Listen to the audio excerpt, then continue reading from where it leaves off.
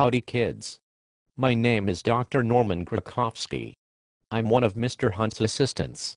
Mr. Hunt has been really busy, so he has asked me to teach you about Roman aqueducts and arches. You are going to be taking some notes, but I will tell you exactly what to write down most of the time. First, write Roman aqueducts and arches in your notes. You need to know that aqueducts were used to bring water into Roman cities, especially the city of Rome. Write the question, what were aqueducts, in your notes. Now write this answer. Aqueducts were used to bring water to Roman cities. Without lots of fresh water available, there are only so many people that can live in a city. As the city of Rome grew, they needed more water. Let's take a look at the totally awesome movie that Mr. Hunt has picked out for you to watch. He is an amazing teacher, so you know that this will be good. By the 1st century AD, Rome had emerged as Europe's sole superpower. And as the Romans expanded their empire outward, they also looked inward and used their superior engineering skills to improve the quality of life within the walls of the capital city. Of all the achievements of Rome's engineers, none were as life-altering as running water. Rome's system of water distribution was a quantum leap to anything which had come before it. In the capital city, 11 aqueduct lines guided a steady stream of fresh water to its citizens, carrying a combined 200 million gallons a day into the city from mountain springs miles away.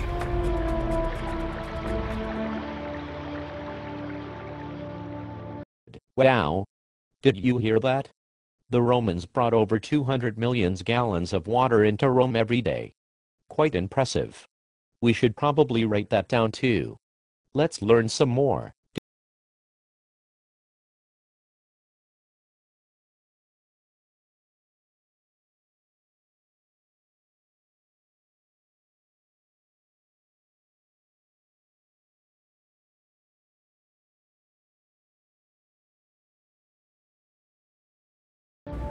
So much water was available in the city of Rome, and this sustained an enormous population. The aqueducts fostered the growth of a new urban culture. With a constant stream of water, up to 1 million people were able to live cleanly and comfortably in the capital city. And it's the water from the aqueducts which can flush out the human filth and keep your city clean. This is another reason why the Romans think that they're superior. It's because they're cleaner than everybody else. Did you hear that? The Romans believed that they were better than everyone else. One reason was that they were cleaner than everyone else. Since they were able to get a huge amount of water into their city, they were able to flush out a lot of filth. Do you know what Romans called everyone who wasn't a Roman? Barbarians. You are all so smart. It must be nice to have such an awesome teacher like Mr. Hunt. You should all go out and buy him some awesome gift cards to Otterly's. How did Romans come up with the idea of making aqueducts? Let's take a look. Aqueducts are not that complicated in theory. That is that water seeks its lowest level, and therefore that you can run water down a slope from any area to another area. So that's a pretty simple premise that everybody would have known. But the practice of creating an aqueduct is another thing. The Romans engineered their aqueducts to approach the city on a gradual declining angle, or gradient. That gradient was just several inches every 100 feet. The slope of the aqueduct had to be calculated from great distances, 20, 30, sometimes even 40 miles, from the source in the mountains to the cities themselves. That had to be consistent. They couldn't deviate from it, regardless of what the terrain was. To maintain the water's precise descent through high mountains, Roman engineers dug perfectly angled tunnels through them. When the pipelines reached low valleys, they were elevated on stone walls. Water runs downhill, so all the Romans had to do was to build a big river above the land that ran a little bit downhill. No problem. Right now, I want you to write a short summary of how aqueducts work. Make it good enough that you will remember it later.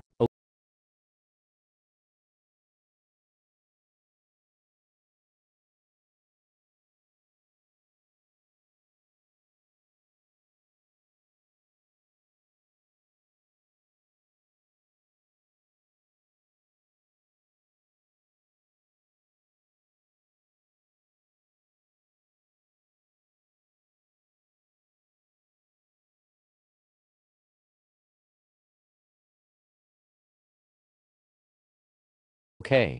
Now, you are about to see where arches come into play. I know that Mr. Hunt has told you that the Romans borrowed many ideas from their neighbors. Both the Greeks and Etruscans had used arches in their buildings, but nothing like how the Romans did. The Romans took this idea and went wild with it. You can see arches in the pictures behind me, so let's take a look at a few.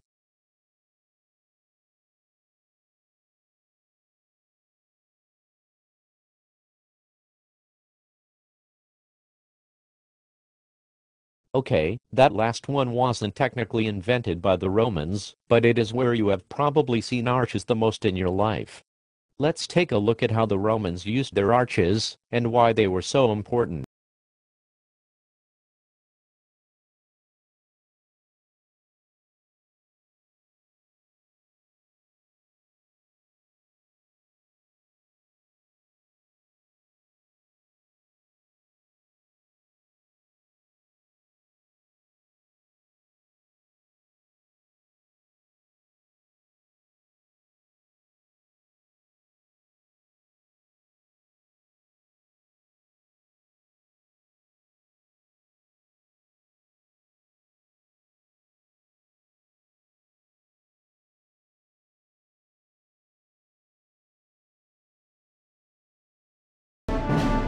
If the walls needed to be higher than 6.5 feet off the ground, the Romans saved building materials while still adding strength by perfecting an ancient engineering concept, the arch. The arch revolutionized architecture in the ancient world by permitting far greater spans than had been allowable before. They basically changed the spatial conception totally of Roman architecture. Arches were built around a temporary wooden framework that held each stone in place until the keystone was laid in the center. The keystone evenly distributed weight down each side of the arch, allowing builders to stack additional stones above it. Arches are improvement upon building just a straight wall in a variety of means, both in terms of their efficiency and in terms of their strength. The arch, of course, takes much less material to build. Arches are very strong at supporting things like roofs and aqueducts and whatever you want to put on top of them. A 6-mile column of arches carried the Aqua Claudia across the valleys on its way to Rome. The aqueducts would have had a covered roof, but of course if you could take the roof off, you could see the water like an open river coming down towards the city. After reaching the city, each aqueduct emptied into 3 holding tanks. One for the public drinking fountains, a second for the public baths, and a third reserved for the emperor and other wealthy Romans who paid for their own running water, a concept that was well ahead of its time. Basically, every home by the 1st or 2nd century AD of any means had running water. This is astounding, because the entire span of the Middle Ages, they didn't have this. The Romans also created a sophisticated plumbing system. Only the rich had private latrines. Most citizens in the provinces used public lavatories, long stone benches with a series of conspicuous holes. These outdoor bathrooms also became social gatherings, where citizens gossiped with each other while tending to their own personal business.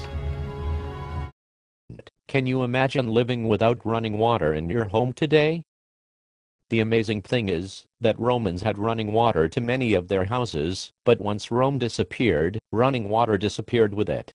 It would almost a billion years for people to have running water again. Well, not really a billion years, closer to 1,000, but that is still a really long time. Only wealthy Romans had running water in their houses. Other Romans would use the bathhouse, which we will learn about another day. Just to give you a quick peek, let's take one last look at the video. In the 5th and 6th centuries, Germanic warrior tribes repeatedly sacked Rome, demanding land and money. In 537, an invading tribe went right for the jugular, destroying the city's most vital life-sustaining arteries, its aqueducts. Without the running water its citizens had come to rely on, the once great capital crumbled.